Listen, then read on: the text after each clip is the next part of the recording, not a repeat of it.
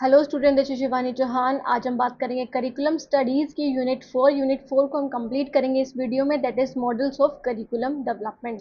तो कौन कौन से मॉडल्स हैं इनके बारे में बात करेंगे, जो भी आपके टॉपिक्स आपकी यूनिट 4 में उन सब के बारे में देखेंगे। स्टार्ट करते हैं, देखेंगे कंटेंट क्या क्या रहेंगे। So first is administrative model, second is grass root model, third is demonstrative model, fourth is systematic analysis model.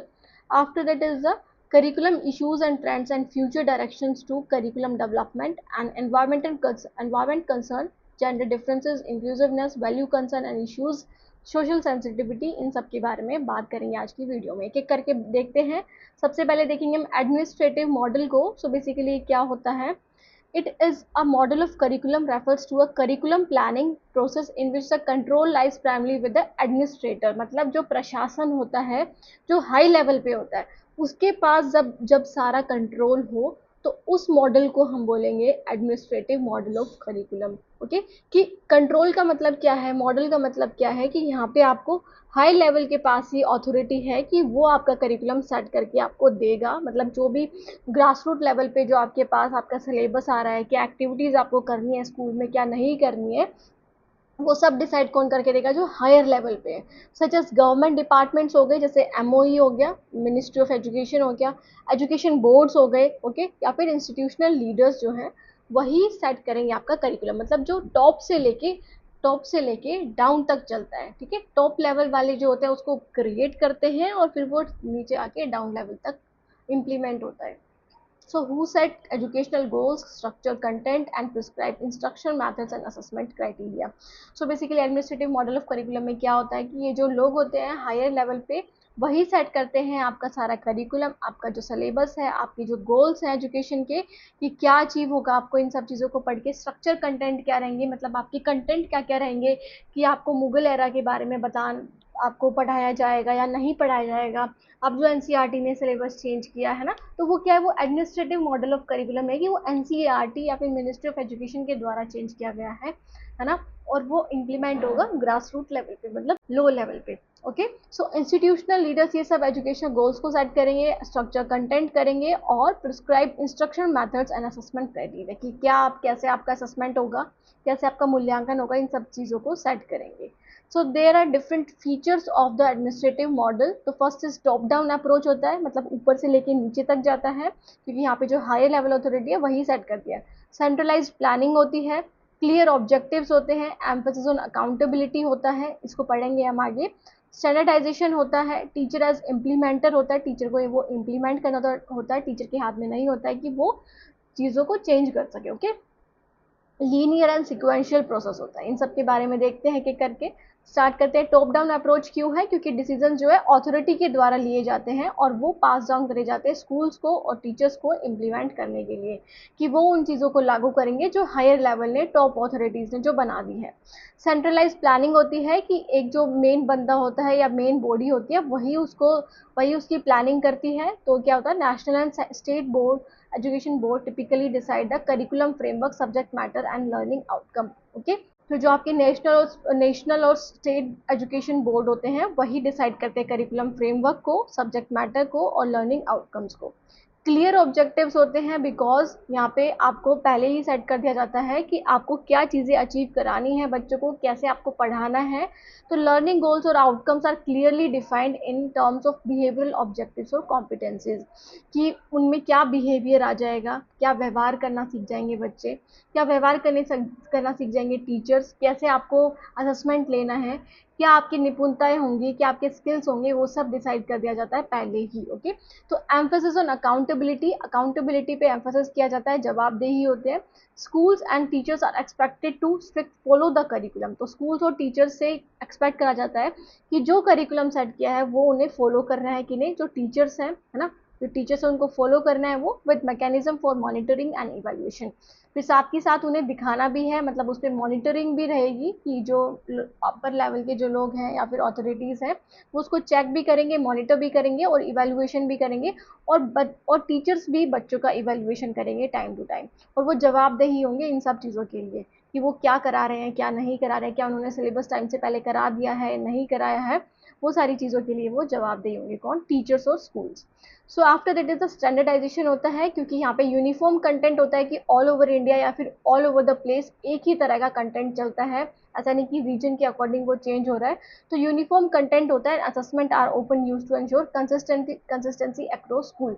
तो एक यूनिफॉर्म पैटर्न, एक ही पैटर्न स्टार्ट होता है। जैसे आप देखते हो सीबीएसई बोर्ड, सीबीएसई बोर्ड का एक पैटर्न है ना, और जो डिफरेंट बोर्ड है जैसे एचबीएसई बोर्ड का एक पैटर्न है। तो बेसिकली एक यूनिफॉर्म पैटर्न होता है जो हर स्कूल में चलता है। ओके, टीचर इम्प्लीमेंटर होती है, टीचर के हाथ में ये नहीं होता कि वो करिकुलम को सेट कर सके, टीचर को बस वो लागू करना होता है। ओके, तो teachers are primarily viewed as curriculum implementer rather than the developer. तो उन्हें डेवलप नहीं करना होता, ना कंट्रीब्यूट कर सकते, सिर्फ इसमें माना जाता है कि टीचर क्या करेगी, इम्प्लीमेंट करेगी, मतलब जो उनको सेट दे दिया करिकुलम वो उनको लागू कर देगी आगे। Okay, linear and sequential process होता है। लीनियर इन द सेंस कि आपको ऐसा नहीं कि साइक्लिक होता है कि बार बार जैसे साइकिल में चलता है, नहीं, लीनियर होता है कि आप पहले कौन होगा, पहले एक सीक्वेंस स्टार्ट होता है कि पहले आपको एनालिसिस करना होगा कि किन चीज़ों की ज़रूरत है, किन चीज़ों के बेस पे आप करिकुलम सेट कर सकते हो। फिर गोल सेटिंग होता है कि आप गोल सेट करोगे कि क्या गोल्स होने चाहिए, क्या बच्चों को पता होना चाहिए इन सब चीज़ों के माध्यम से। कंटेंट सिलेक्शन करोगे कि क्या चीज़ें पढ़ानी है, क्या नहीं पढ़ानी है, कैसे पढ़ानी है। ऑर्गेनाइजेशन करोगे उन सब चीज़ों का, फिर इम्प्लीमेंट करोगे, and after that is a evaluation. Okay, evaluation करोगे, देखोगे कि सारी चीज़ें जो आपने सेट करी थी, जो गोल सेट करे थे वो अचीव हो पाए हैं। तो असेसमेंट क्राइटेरिया वगैरह सारी चीज़ें चेक करके सारा प्रोसेस होता है। ओके, तो सीक्वेंशियल प्रोसेस होता है, एक सीक्वेंस में होता है, ऐसा नहीं कि कुछ भी कहीं पे भी सेट कर दिया, ऐसा नहीं होता है। ओके, तो सीक्वेंस में होता है। After that is the major steps in administrative models. तो क्या स्टेप्स कैसे करते हैं एडमिनिस्ट्रेटिव मॉडल को स्टार्ट, कैसे वो बनता है। तो सबसे पहले आप गोल्स एंड ऑब्जेक्टिव सेट करते हो। गोल्स एंड ऑब्जेक्टिव क्या, कि जो आप पढ़ाने जा रहे हो, जो आप बना रहे हो, जो करिकुलम आप सेट कर रहे हो, उनसे बच्चों को क्या एक तरह से आ जाएगा, है ना, क्या वो सीख जाएंगे, क्या उद्देश्य है उनके। तो high level committees define broad educational aims and specific learning objective, कि वो ब्रॉड एजुकेशनल एम्स को भी देखते हैं और बच्चों की स्पेसिफिक लर्निंग ऑब्जेक्टिव, मतलब कि वो बच्चों के दैट इज ब्रेन, या फिर आप बोल सकते हो हेड, हैंड और हर्ट, इन तीनों का विकास हो, इस तरह से वो अपने ऑब्जेक्टिव्स को सेट करते हैं।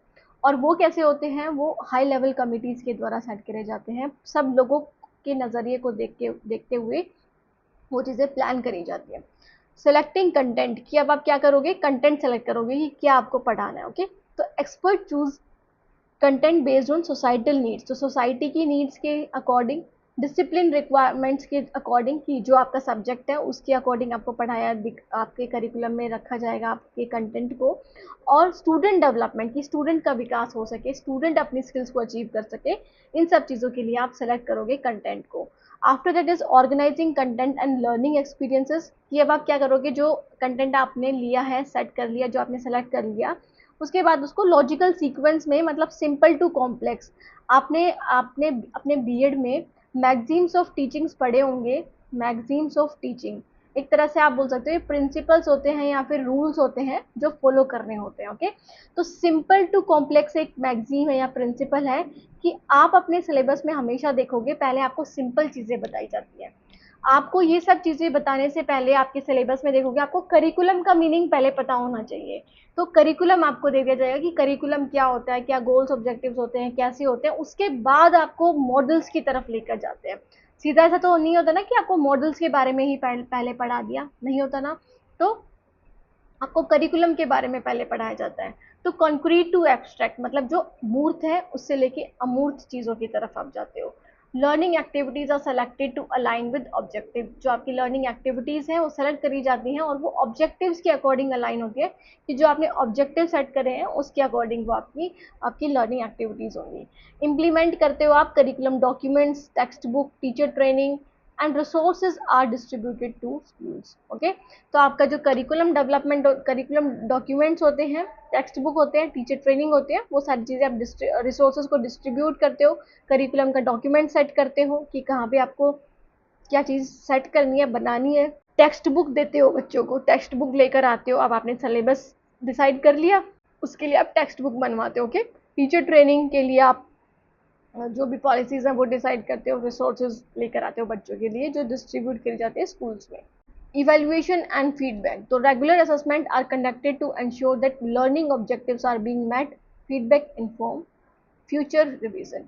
तो रेगुलर असेसमेंट होता है यहाँ पे कि आप देखते हो बच्चों का असेसमेंट आप रेगुलरली बेसिस पे करते हो कि जो ऑब्जेक्टिव सेट करे हैं क्या वो मीटअप हो पाए हैं, क्या वो अचीव हो पाए हैं। तो इसलिए फीडबैक लिया जाता है ताकि ये देखने के लिए कि फीडबैक किस तरह से लोगे, आप इवेल्युएशन के थ्रू लोगे, ऑब्जर्व करके लोगे, है ना बच्चों का। तो वो सब चीज़ों के लिए आपको फीडबैक भी लेना होता है। तो बेसिकली ये प्रोसेस है किसका, एडमिनिस्ट्रेटिव मॉडल का। पहले आपको गोल्स एंड ऑब्जेक्टिव्स डिसाइड करने होते हैं, फिर आपको सिलेक्शन ऑफ कंटेंट करना होता है, फिर आप ऑर्गेनाइज करते हो कंटेंट को और लर्निंग एक्सपीरियंसेस को इम्प्लीमेंट करते हो, and after that evaluation and feedback. तो ये सिंपल सा प्रोसेस है। Okay, next is the advantages of administrative model. तो एडवांटेजेस क्या हैं, ensure uniformity and standardisation across the education system. तो ये यूनिफॉर्मिटी इंश्योर करता है क्योंकि एक ही लेवल, मतलब जो हायर लेवल होता है वो सबकी नीड्स को देखते हुए बनाते हैं। तो सबकी नीड्स का इन द सेंस कि सबके लिए सेम करिकुलम होता है, सेम सिलेबस होता है कि अगर आप चाहो तो दूसरे अगर स्टेट में जाके पढ़ना चाहो, जैसे आपको सीबीएसई में आप पढ़ रहे हो हरियाणा में, और आप दूसरे स्टेट में गए हो, आप जैसे आप बिहार चले गए और आपको वहाँ पे स्कूल में पढ़ना है, तो अब आपको ये दिक्कत नहीं आएगी कि आपको कोई और ही सिलेबस पढ़ना पड़ेगा। आपको सीबीएसई के अकॉर्डिंगली, जो एनसीईआरटी है उसके अकॉर्डिंगली आप पढ़ोगे। ठीक है, तो ये यूनिफॉर्मिटी लेकर आता है। ठीक है, कि एक जैसा सिलेबस हर जगह पे आपको मिलता है, तो आपको दिक्कत नहीं आती है एडजस्ट होने में। ठीक है, फिर facilitate systematic planning and coordination. तो सिस्टमेटिक प्लानिंग होती है, एक तरह से पूरे जो हायर लेवल है वो सब लोग देखते हैं कि कैसे करना है, क्या नीड्स हैं बच्चों की, क्या सोसाइटी की नीड्स है, उन सब चीज़ों को देखते हुए प्लानिंग करी जाती है। Make it easier to align education with national development goal. तो आपका जो एजुकेशन करिकुलम है वो इस तरह से बनाया जाता है कि वो आपके नेशनल डेवलपमेंट गोल्स को अचीव कर सके, है ना। जो आपके नेशन के डेवलपमेंट गोल्स हैं, मतलब आपकी एजुकेशन आपको किस प्रकार से मिलनी चाहिए, किस चीज़ों पर ज़्यादा जोर दिया गया, जैसे टेक्नोलॉजी पर ज़्यादा जोर दिया गया तो टेक्नोलॉजी के सब्जेक्ट्स आपको ज़्यादा रखे जाएंगे, स्किल बेस्ड पे ज़्यादा जोर दिया गया तो स्किल बेस्ड के सब्जेक्ट आपको आपके पास रखे जाएंगे। ओके, तो emphasis accountability and measurable outcome. तो ये अकाउंटेबिलिटी पे भी एम्फेसिस होता है, मतलब जवाबदेही होते हैं लोग कि जो सेट करे हैं गोल्स एंड ऑब्जेक्टिव्स वो आपको बताने भी होते हैं, वो अचीव हो पाए हैं बच्चों के अकॉर्डिंग या नहीं हो पाए हैं, और आपको उनके आउटकम्स भी मेजर करने होते हैं। ओके, तो ये एडवांटेजेस है एडमिनिस्ट्रेटिव मॉडल के। Next is the limitations of administrative model. तो लैक ऑफ फ्लेक्सिबिलिटी होता है फॉर लोकल नीड्स और इंडिविजुअल लर्नर डिफरेंसेस। तो लैक ऑफ फ्लेक्सिबिलिटी कैसे है कि आपको एक तरह से दिक्कत भी आती है, जो लोकल नीड्स हैं वो अचीव नहीं हो पाती हैं, कि अब जो ऊपर लेवल पे बैठे हुए लोग हैं वो नॉर्मल जो ग्रास रूट लेवल पे हैं वो उनको कैसे समझ पाएंगे, टीचर्स की नीड को कैसे समझ पाएंगे, वो तो अपने अकॉर्डिंग बनाएंगे ना। तो लोकल नीड्स को एक तरह से आप बोल सकते हो कि हटाया जाता या फिर नहीं देखा जाता, नहीं एड्रेस करा जाता ना इंडिविजुअल लर्नर डिफरेंसेस को।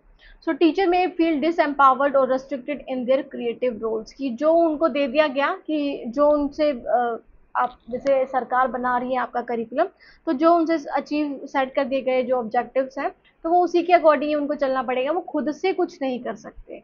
ठीक है, so risk of over centralisation बहुत ज़्यादा होता है क्योंकि रीजनल और कल्चरल डाइवर्सिटी को इग्नोर कर देते हैं, मतलब उसको साथ में लेकर नहीं चलते हैं। Often leads to rigid and examination oriented education system. तो इससे रिजिड सिस्टम बनता है, कठोर सिस्टम बनता है कि एक ही इंसान की एक ही लेवल की आपको बातें माननी होती है। तो एग्जामिनेशन ओरिएंटेड सिस्टम को ज़्यादा इनकरेज करता है कि एग्जामिनेशन के बेस पे आपके लर्निंग ऑब्जेक्टिव्स डिसाइड होंगे और कोई बेस नहीं हो सकता इसका। ओके, तो ये इसके कुछ लिमिटेशंस हैं। उसके बाद हम आ जाते हैं नेक्स्ट मॉडल पे, that is grass root model of curriculum. तो इसमें क्या है students, grass root model of curriculum क्या होता है, it is curriculum planning approach that originate at the ground level. तो आप ये बोल सकते हो जो एडमिनिस्ट्रेटिव मॉडल हमने पढ़ा उसका बिल्कुल अपोजिट ग्रास रूट मॉडल है। Okay, from teachers, students and community stakeholders. तो आपका जो करिकुलम प्लानिंग होती है, जो चीज़ें आपको पढ़ानी है सिलेबस में, जो नहीं पढ़ानी है, वो ग्राउंड लेवल से सेट करी जाती हैं, बिल्कुल नीचे लेवल से। ओके, तो आप इसे बोल सकते हो डाउन टू अप अप्रोच, है ना, डाउन टू अप्रोच बोल सकते हो। सो इसमें teacher, student, community stakeholders को लिया जाता है, ना कि हायर अथॉरिटीज़ के रूल्स रेगुलेशन इम्पोज करे जाएं। ओके, जो हायर अथॉरिटीज ने कह दिया वो आपको माना, ऐसा नहीं होता है। इट वैल्यूज कॉन्टेक्चुअल अंडरस्टैंडिंग, की जो कॉन्टेक्स्ट है, जो एरिया है, जो कल्चर है, उन सब चीज़ों को समझता है। फ्लेक्सिबिलिटी रहती है कि आप चेंज कर सकते हो according to the region, according to the culture, according to the language. Local relevance बहुत ज़्यादा होते हैं कि लोकल जो चीज़ें हैं वो आप बता सकते हो बच्चों को। और एडुकेटर्स को गिव एडुकेटर्स ग्रेटर ऑटोनॉमी इन डिज़ाइनिंग, तो उससे स्वायत्ता आती है किसमें, टीचर्स में, कि वो अपने अकॉर्डिंग सेट कर सकते हैं करिकुलम को, अपने अकॉर्डिंग वो बना सकते हैं बच्चों की नीड्स को देखते हुए। तो वो ये देख सकते हैं, क्योंकि टीचर्स क्या हैं, टीचर्स तो फेस करते हैं ना बच्चों की डिफ़िकल्टीज़ को, कि बच्चों को क्या डिफ़िकल्टी है या फिर उनको क्या डिफ़िकल्टी आ रही है। अगर उनको आप करिकुलम डिज़ाइनिंग में ले रहे हो, प्लानिंग में ले रहे हो, तो it is a best approach, इससे आप बहुत अच्छे से करिकुलम सेट कर सकते हो। तो इन designing what and how student learn, ठीक है। Next is the bottom up planning होती है। ये कुछ फीचर्स हैं इसके ग्रास रूट मॉडल के, जो हमने एडमिनिस्ट्रेटिव में पढ़े उसके अपोजिट ही मिलेंगे। Okay, so bottom up planning होती है, teachers and school personal initiate the curriculum development. जो टीचर्स होते हैं स्कूल में, जो बंदे होते हैं, जो लोग होते हैं, जो स्टाफ होता है, वो करिकुलम को सेट करने में मदद करता है या फिर वो प्लानिंग करता है ये कैसे होनी चाहिए, ठीक है। क्योंकि ये फर्स्ट हैंड क्लासरूम एक्सपीरियंस पे बेस होता है कि टीचर एक्सपीरियंस कर चुके होते हैं उन सब चीज़ों को, और उसके अकॉर्डिंग ये करिकुलम सेट करते हैं बच्चे का। लोकल रेलिवेंस होता है, क्योंकि लोकल की नीड्स को देखते हुए, लोकल कल्चर को देखते हुए, डाइवर्सिटी को देखते हुए बनाए जाते हैं करिकुलम, सेट करे जाते हैं। उनकी इकोनॉमिक, उनके सोशो कल्चरल पर्सपेक्टिव और एजुकेशनल नीड्स को देखते हुए लर्नर्स के कम्युनिटी के सेट करा जाता है करिकुलम। टीचर एम्पावरमेंट ज़्यादा होती है, क्योंकि टीचर्स एक्टिव करिकुलम डेवलपर होते हैं, इसमें टीचर सेट करते हैं, डेवलप करते हैं। ये सिर्फ इम्प्लीमेंट कर नहीं करते, बल्कि डेवलप भी करते हैं। Their insight are considered vital for curriculum effectiveness, तो बहुत ज़्यादा ज़रूरी है इनकी जो सोच है, उनकी जो सोच विचार है, उनकी जो प्लानिंग है, वो बहुत ज़्यादा ज़रूरी है कि आप उसको कंसिडर करो करिकुलम की इफेक्टिवनेस के लिए। Okay, so student, the next one is the process of curriculum development. तो क्या प्रोसेस है, कैसे आप ग्रास रूट मॉडल लेवल पे अप्रोच को यूज़ करके करिकुलम सेट करोगे। तो सबसे पहले आपको लोकल नीड्स और इश्यूज़ को सेट करना होता है, आइडेंटिफाई करना होता है कि क्या उनकी नीड्स हैं, क्या इश्यूज़ हैं जो आपको सोल्व करने हैं, क्या उनकी इंटरेस्ट एरियाज़ हैं। उन सब चीज़ों को देखते हुए, जैसे रूरल अर्बन एरिया में रहते हैं, रूरल में रहते हैं, अर्बन में रहते हैं, लिंग्विस्टिक बैकग्राउंड क्या है, कल्चर क्या है, लिवलीहुड नीड्स क्या है, उन सब चीज़ों को देखोगे पहले आप। फिर गोल्स एंड ऑब्जेक्टिव सेट करोगे। ओके, फिर करोगे अपने गोल्स एंड ऑब्जेक्टिव्स उनकी नीड्स के अकॉर्डिंग, तो जो प्रैक्टिकल होंगे, जो मीनिंगफुल होंगे और जो अचीवेबल होंगी for the students. Designing content and activities, जब आप गोल्स एंड ऑब्जेक्टिव सेट कर लोगे तो उसके बाद आप कंटेंट और एक्टिविटीज जो आप डालोगे करिकुलम में, वो सारी चीज़ें आप डिज़ाइन करोगे, सेलेक्ट करोगे कि क्या बच्चों के लर्नर की लाइफ के लिए रेलिवेंस है, क्या इंपॉर्टेंट है, क्या उनके गोल से अलाइन करता है। लोकल स्टोरीज, प्रॉब्लम्स और एग्जाम्पल्स को ज़्यादा यूज़ करोगे लोकल नीड्स को समझाने के लिए। Next is the selecting methods and resources. अब आप क्या करोगे, जो मैथड, जिस मैथड से पढ़ाना है, जिस जो रिसोर्सेज आपको यूज़ करने हैं, वो आप सेलेक्ट करोगे। ओके, तो टीचर जो teaching strategies and material suited to the students level and environment often using locally available resources.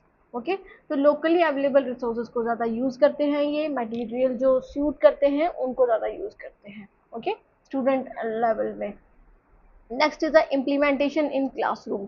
So curriculum is taught with flexibility. Curriculum flexibility के साथ लिया जाता है, पढ़ाया जाता है ना, समझाया जाता है फ्लेक्सिबिलिटी के साथ, क्योंकि यहाँ पे इम्प्लीमेंट करोगे आप उसके अकॉर्डिंग कि जो बच्चों की नीड्स के अकॉर्डिंग हो।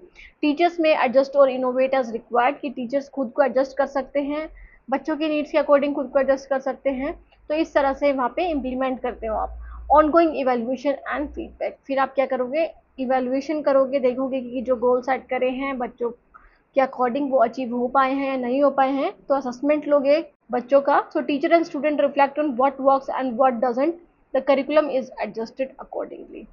Next is the advantages of grass root model. तो makes education meaningful and relevant to student life, तो एजुकेशन को मीनिंगफुल बनाते हैं और रेलिवेंट बनाते हैं स्टूडेंट की लाइफ के अकॉर्डिंग। ओके, तो स्टूडेंट जैसा फील कर रहा है, जैसा बिहेव कर रहा है, जैसे उसका कल्चर है, जैसे उसकी लैंग्वेज, उसके अकॉर्डिंग बनाया जाता है। टीचर्स को एम्पावर करता है, क्योंकि टीचर्स का रोल देखा जाता है यहाँ पे, टीचर्स को और भी ज़्यादा सुदृढ़ बनाता है कि वो और भी ज़्यादा कैपेबल हो, उनमें एक कॉन्फिडेंस डेवलप होता है, कॉन्फिडेंस बिल्ड होता है, enhance their professional identity. Respect cultural and regional diversity, तो कल्चर और रीजनल डाइवर्सिटी को भी रिस्पेक्ट करते हैं, क्योंकि यहाँ पे आपके कल्चर के अकॉर्डिंग आपको बताया जाता है। ओके। तो कल्चरल चीज़ों को भी लिया जाता है। इनोवेशन और अडेप्टेबिलिटी इन टीचिंग को प्रमोट करते हैं कि आप इनोवेशन कर सको, आप अडेप्ट कर सको, अनुकूल हो सको खुद के अकॉर्डिंग, ठीक है, टीचिंग में। Encourage community involvement in education, तो कम्युनिटी का इन्वॉल्वमेंट भी होता है एजुकेशन में, उसको एनकरेज करता है क्या, आपका grass root model. Next is a limitations क्या हैं, तो may lack standardization making comparison across school difficult. तो मतलब स्टैंडर्डाइजेशन नहीं होता है यहाँ पे, हर स्कूल का अपना अलग, हर रीजन का अपना अलग करिकुलम होता है। तो आप स्टैंडर्डाइजेशन मतलब कि आप एक ही लेवल पे नहीं कर सकते सारी चीज़ें, है ना। तो आप अगर सबके नीड्स के अकॉर्डिंग चल रहे हो, सबके रीजन के अकॉर्डिंग चल रहे हो, रीजन टू रीजन डिफर करेगा आपका करिकुलम, तो उससे प्रॉब्लम आएगी बच्चों को भी। तो जो आपके आपके जो एडवांटेजेस थे एडमिनिस्ट्रेटिव मॉडल के, वो यहाँ पे लिमिटेशंस बन जाएंगे एक तरह से। सो क्वालिटी में very depending on teacher training and resources. अब करिकुलम कैसा सेट करा गया है टीचर्स के द्वारा, वो डिपेंड करता है कि टीचर को कितना आता है, टीचर कितना समझते हैं बच्चों को, उनको कितने अच्छे से ट्रेनिंग मिल पाई है, या फिर रिसोर्सेज अवेलेबल हैं या नहीं है, उस पर क्वालिटी मैटर करेगी। May face resistance from bureaucratic system focused on uniformity. तो जो ब्यूरोक्रेटिक सिस्टम होते हैं, जो अपनी ही चलाते हैं, उनसे उनको प्रॉब्लम फेस करने को मिलती है, क्योंकि वो फोर्स करते हैं कि यूनिफॉर्मिटी आनी चाहिए सिलेबस में, करिकुलम में। So require strong leadership and coordination to be effective. तो इसमें अगर आपको ग्रास रूट मॉडल पे बनाना है करिकुलम, तो आपको लीडरशिप, पहले सबसे पहले तो आपको लीडरशिप की स्किल्स होनी चाहिए, आपको नेतृत्व कर सको आप। और कोऑर्डिनेशन मतलब डिफरेंट टीचर्स को मिल करके, बच्चों के साथ कोऑर्डिनेट करके, रीजन कम्युनिटी के साथ कोऑर्डिनेट करके आपको करिकुलम को सेट करना पड़ता है। तो वो चीज़ें बहुत ज़रूरी हैं, जो कि बहुत ज़्यादा डिफिकल्ट हो जाती हैं एक टीचर के पर्सपेक्टिव से। Risk of curriculum fragmentation without broader coherence, कि यहाँ पे आप ब्रॉडर चीज़ों को नहीं लेते हो, है ना, ब्रॉडर चीज़ों को, नेशनल डेवलपमेंट गोल्स को नहीं लेते हो, रीजनल लेवल पे ही लेते हो, तो उससे फ्रेगमेंटेशन हो सकती है, मतलब करिकुलम उससे खराब हो सकता है, या फिर आप बोल सकते हो जो चीज़ें पढ़ाई हैं वो सिर्फ उस एरिया के अकॉर्डिंग ही चल रही हैं। बाकी अगर आप ब्रॉडर लेवल पे जाओगे तो वो सारी चीज़ें नहीं सीख पाओगे अच्छे से। ओके। तो ये चीज़ें, ये एक लिमिटेशंस है किसकी, आपके ग्रास रूट मॉडल की। नेक्स्ट पे आ जाते हैं स्टूडेंट्स हम। Next is the demonstrative model. तो देखो, ग्रास रूट मॉडल और एडमिनिस्ट्रेटिव मॉडल एक दूसरे के अपोजिट थे। अगर आपको ग्रास रूट आ गया तो आपको दैट इज एडमिनिस्ट्रेटिव भी आ जाएगा। अब हम बढ़ते हैं नेक्स्ट मॉडल पे, दैट इज डेमोन्स्ट्रेटिव मॉडल पे। तो इसमें क्या है, demonstrative model of curriculum refers to a method of curriculum development in which innovative और alternative educational ideas are first implemented on a small scale to demonstrate their effectiveness। तो demonstration model of curriculum क्या होता है, it means कि एक ऐसा method of curriculum development जहाँ पे इनोवेट करते हैं और अल्टरनेटिव एजुकेशन आइडियाज़ को इम्प्लीमेंट करते हैं स्मॉल स्केल लेवल पे, फिर क्या करते हैं, फिर डेमोन्स्ट्रेट देखते हैं उनका इफेक्टिवनेस की। इनके कहने का ये मतलब है डेमोन्स्ट्रेटिव मॉडल का, कि पहले आप जो भी आपने करिकुलम सेट करा है, जो भी आपने देखा है कि आप ये बनाओगे, पहले आप उसको स्मॉल स्केल लेवल पे, एक छोटे लेवल पे इम्प्लीमेंट करके देखोगे कि क्या उसका इम्प्लीमेंटेशन अच्छा हो रहा है या नहीं हो रहा है। फिर उसके बाद आप उसकी इफेक्टिवनेस को देखोगे कि वो अच्छे से इम्प्लीमेंट हुआ, जो हमने गोल्स ऑब्जेक्टिव सेट किया था वो हो रहे हैं या नहीं हो रहे। फिर उसके बाद आगे आप फिर ट्राई करोगे, मतलब उसको इम्प्लीमेंट करोगे। तो जैसे यहाँ पे हम एग्जांपल ले लेते हैं, अगर आप नहीं अवेयर हो तो आईटेप से, that is integrated teacher education programme of 4 year BA, BEd, BCom, BEd या बीएससी बीएड। तो इसमें क्या था, जो फर्स्ट जो बैच थे बच्चों का, फर्स्ट बैच था जो इंट्रोड्यूस किया था, उसमें आप देखोगे तो कुछ ही यूनिवर्सिटीज़ थी, जो अप्रोक्सीमेटली आप लगा लो 70 यूनिवर्सिटीज़ के अप्रोक्स था, ज़्यादा भी हो सकते कम भी। तो ये यूनिवर्सिटीज़ में ही आईटैप लाया गया था। क्यों लाया गया था, एक साथ ही सारे में क्यों नहीं लाया गया, वो इसलिए क्योंकि उनको उसकी अफेक्टिवनेस जाननी थी कि कितना अफेक्टिव रहता है ये, कि 12th के बाद हम जो ये बीए बीएड करा रहे हैं बच्चों से, वो कितना अफेक्टिव रहता है, ये जानने के लिए पहले उन्होंने छोटे लेवल पे कुछ यूनिवर्सिटीज़ में उसको लागू करा। ठीक है। तो ये ही क्या है, ये डेमोन्स्ट्रेटिव मॉडल है कि आप एक करिकुलम सेट कर रहे हो, वो आप छोटे लेवल पे ही इम्प्लीमेंट करोगे, फिर उसके बाद उसकी इफेक्टिवनेस को देखोगे कि वो कितना आपके लाभदायक है। After careful observation and evaluation and refinement, these models may be replicated or scaled up to a broader educational context। तो जब आपको लगता है कि ये आपके गोल्स के प्रति उतर पाए हैं, बहुत अच्छे से इन्होंने अचीव कर लिए हैं, इवेल्युएशन करके, ऑब्जर्व करके, रिफाइनमेंट करके, कुछ चीज़ें जो कमियां हैं उसको चेक करके, फिर आप इसको ब्रॉडर लेवल पे इम्प्लीमेंट कर दोगे। जैसे कि आई टैप का ही एग्जांपल ले लेते हैं, अभी तक 3 बैच नहीं 2 बैच आई टैप के हो चुके हैं, 3rd बैच अब होगा। तो जो नेक्स्ट सेशन होगा, नेक्स्ट सेशन से आपके लिए मतलब जो भी यूनिवर्सिटीज़ हैं, जो भी कॉलेजेस हैं, वो भी अप्लाई कर सकते हैं, जो भी चाहें मल्टी डिसिप्लिनरी कॉलेजेस, कि वो BA BEd अपने कॉलेजेस में ला सकते हैं। ठीक है, तो आपको कुछ क्राइटेरिया मेट करने होंगे, उसके अकॉर्डिंग आप ला सकते हो। तो इसका मतलब क्या हुआ कि अब आपने जो आई टैप कुछ ही कॉलेजेस में चलाया हुआ था, अब आप हर कॉलेज में चलाने की प्रयास कर रहे हो, मतलब उसको इम्प्लीमेंट कर रहे हो, क्योंकि आपने देख लिया कि वो बहुत अच्छे से लागू हो रहा है इन कुछ यूनिवर्सिटीज में भी। ओके, तो replicated or scaled up to a broader educational context. Next is the key characteristics of the demonstration model. तो first is the experimental in nature. तो ये experimental होता है, new teaching methods होते हैं, content होता है, learning strategies होती हैं, are developed and tested in a real classroom setting. Okay okay? तो एक्सपेरिमेंटल होता है ये, आप पहले इस पे एक्सपेरिमेंट करते हो कुछ लेवल पे, नॉर्मल लेवल पे टेस्ट करते हो, फिर उसके बाद उसको इम्प्लीमेंट करते हो।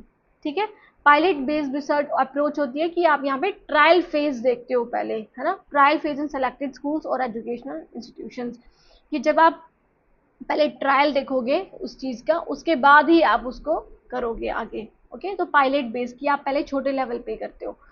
एविडेंस ड्रिवन होता है कि एविडेंस अगर आपको लगता है कि यहाँ से आपको अच्छा रिजल्ट मिल रहा है, तो उसके बाद ही आप उसको इम्प्लीमेंट करो। एविडेंस पे मतलब जो डेटा आया है उस पर बहुत ज़्यादा बेस्ड होता है। तो decisions are based on data collected from the pilot phase, including students performance, teachers feedback and classroom observation. Okay, तो ये सारी चीज़ें ली जाती हैं। Next is the focus on innovation. तो नई चीज़ों को, नई तकनीकों को लाने के लिए इस पर फोकस करता है। Encourage new ideas such as integration technology, life skills, value education और इंटरडिसिप्लिनरी लर्निंग को फोकस करता है। स्केलेबिलिटी एंड रेप्लिकेशन, तो if successful the demonstrated curriculum model may be replicated across other institutions और एट द सिस्टम लेवल। तो जब अगर successful हो चुका है, इसका मतलब आपको लगता है कि अच्छे से हो चुका है, फिर आप उसको रेप्लिकेट कर दोगे, मतलब लागू कर दोगे और स्कूल्स में भी। ठीक है, मतलब ब्रॉडर लेवल पे भी। टीचर एंड एक्सपर्ट कोलैबोरेशन होता है यहाँ पे, develop through collaboration between curriculum expert, जो करिकुलम एक्सपर्ट्स होते हैं उनकी मदद से, टीचर की मदद से, रिसर्चर की मदद से और एक्सटर्नल ऑर्गेनाइजेशन की मदद से ये कराया जाता है। तो टीचर और एक्सपर्ट्स का कोलैबोरेशन होता है, साथ मिलकर काम करते हैं।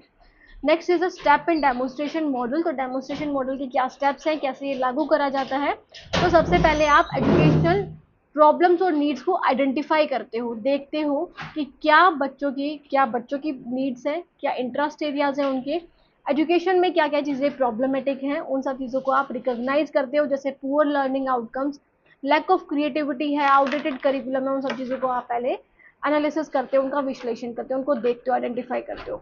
Next is designing an innovative curriculum plan. तो आप एक ऐसा करिकुलम प्लान बनाते हो जो उन सारी प्रॉब्लम्स को हटा करके नई चीज़ों को इन्वेंट कर सको आप। ठीक है, तो curriculum is developed with specific goals, methods and materials aimed at addressing the identified issues, कि जो आपने इश्यूज देखे हैं उन सब चीज़ों को आप खत्म कर सको, ऐसी चीज़ों को आप लेकर आते हो, लागू करने की कोशिश करते हो, वो सारी चीज़ें आप डिसाइड करते हो। पायलट इम्प्लीमेंटेशन होता है कि आप छोटे लेवल पे आप उसको इम्प्लीमेंट करोगे, ऐसा नहीं कि साथ के साथ आपने पूरे बड़े लेवल पे उसे इम्प्लीमेंट करें जो आपने सोचा था। आप कुछ स्कूल्स में, है ना, कुछ यूनिवर्सिटीज़ में उसको लागू करोगे, तो पायलट स्टडी करोगे मतलब छोटे लेवल पे। तो new curriculum is implemented in a few selected schools और classroom with train teachers. Okay, next is the, फिर क्या करोगे आप, ऑब्जर्व करोगे एंड इवेल्युएशन करोगे। अब आप देखोगे कि क्या उसका रिजल्ट निकल के आ रहा है, जो आपने कम छोटे लेवल पे या फिर जो स्कूल्स पे आपने किया है उसको ऑब्जर्व करके देखोगे। तो impact is studied using qualitative and quantitative tools. तो इम्पैक्ट को देखा जाएगा क्वालिटेटिव वे में भी और क्वांटिटेटिव वे में भी। ओके, जैसे टेस्ट लेकर के, फीडबैक लेकर के, क्लासरूम ऑब्जर्वेशंस के थ्रू, केस स्टडीज के थ्रू आप ऑब्जर्व करोगे, देखोगे कि कितना इफेक्टिव है जो आपने करिकुलम डिसाइड किया है। Next is a revision based on feedback. तो आप रिवीजन करोगे आप based on findings. The curriculum is refined to improve clarity, effectiveness and और यूजेबिलिटी। तो आप रिवीजन करोगे फीडबैक के अकॉर्डिंग, मतलब जो आपको फीडबैक मिला है उसके अकॉर्डिंग आपको लगता है कि कुछ चेंजेस करने हैं, तो आप वो चेंजेस करोगे, है ना। जो भी आपको क्लैरिटी लानी है, जो भी चीज़ें गलत थी उनको सही करने की कोशिश करोगे, अफेक्टिवनेस लाने की कोशिश करोगे, तो उसके लिए आपको रिवीजन करना होगा, उसको दोबारा से देखना होगा। रेप्लिकेशन और वाइडर एडॉप्शन। तो अब आप क्या कर दोगे, जब आपको लगेगा कि इफेक्टिव है, जैसे ITAP का कोर्स पहले कुछ यूनिवर्सिटीज़ में लाया गया, अब अगर गवर्नमेंट को लग रहा है कि इफेक्टिव है, बहुत अच्छे से चल रहा है, तो उन्होंने जो पहले से इंटीग्रेटेड BA BEd था उसको भी वो नेक्स्ट ईयर से ITAP में कन्वर्ट करेंगे, है ना। और भी जो यूनिवर्सिटीज़ हैं और भी जो कॉलेजेस हैं उनको भी इन्वाइट कर दिया कि आप भी इम्प्लीमेंट कर सकते हो अपने कॉलेजेस में ये कोर्स। तो यही आपके लिए आज के डेट में बहुत बेस्ट एग्जाम्पल है डेमोन्स्ट्रेटिव मॉडल ऑफ करिकुलम का। तो अब आप उसको वाइडर लेवल पे, मतलब ब्रॉडर लेवल पे, अगर आपको पॉजिटिव रिजल्ट लगता है तो आप उसको इम्प्लीमेंट कर दोगे।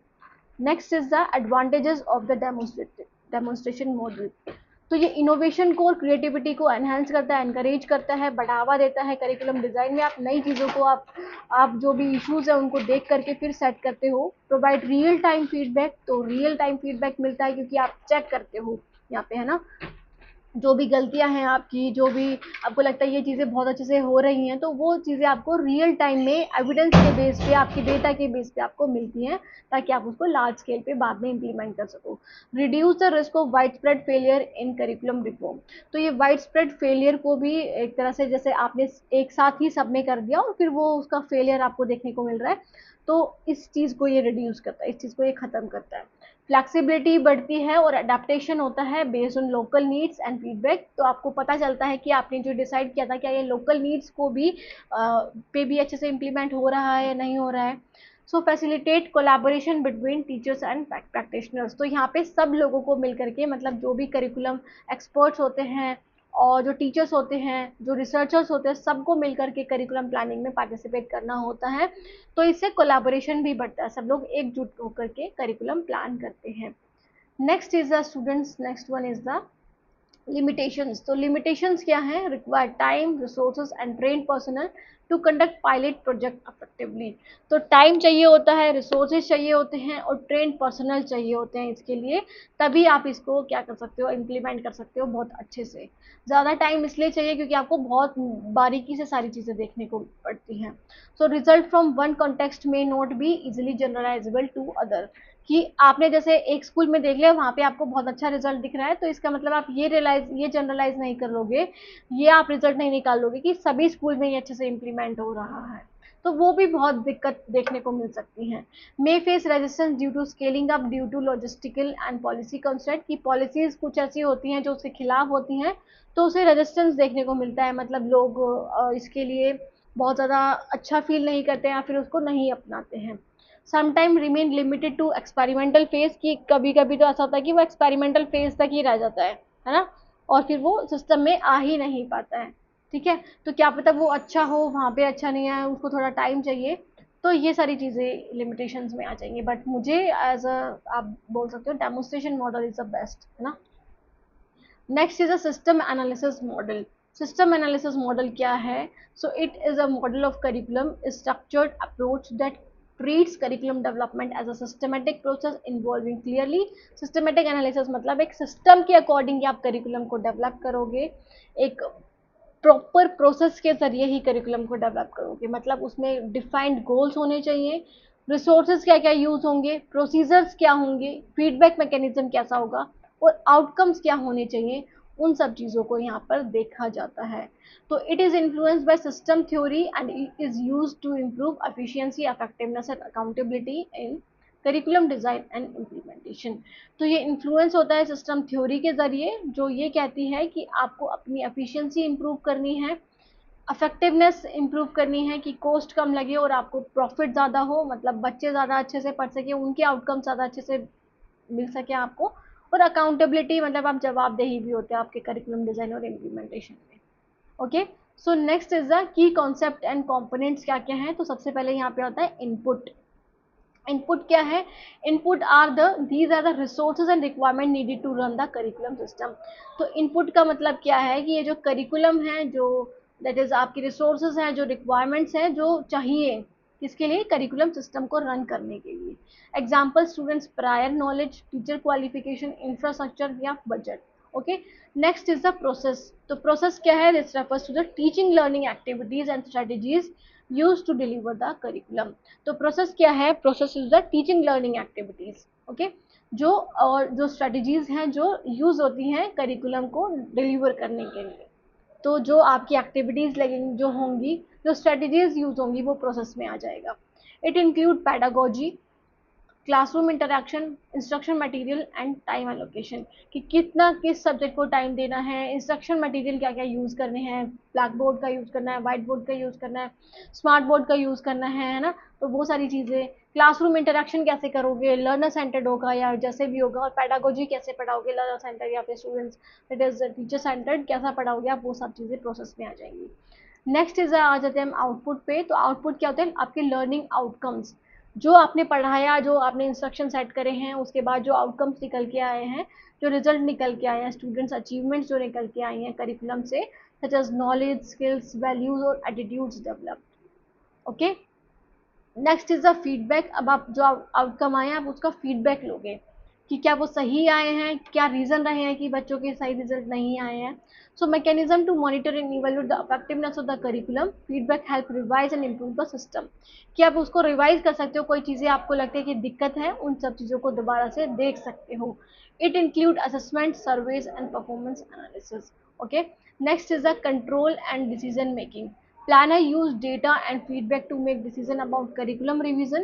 जो प्लानर्स होते हैं वो डेटा को यूज करते हैं, फीडबैक को यूज करते हैं डिसीजंस लेने के लिए अबाउट द करिकुलम। जो भी आपने फीडबैक दिया है उसके अकॉर्डिंग आपका डिसीजन बनते हैं।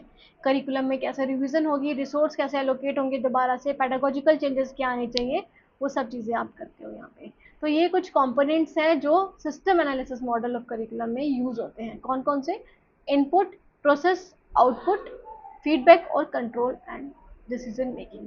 Next is a steps in system analysis model. तो सबसे पहले आप क्या करोगे, define educational objective.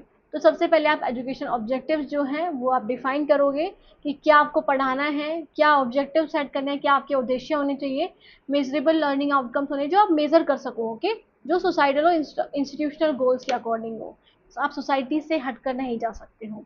Identify and organise input. तो अब आप क्या करोगे, इनपुट्स लेकर आओगे, इनपुट्स आइडेंटिफाई करोगे, मतलब ह्यूमन रिसोर्स, फाइनेंशियल रिसोर्स और मटेरियल।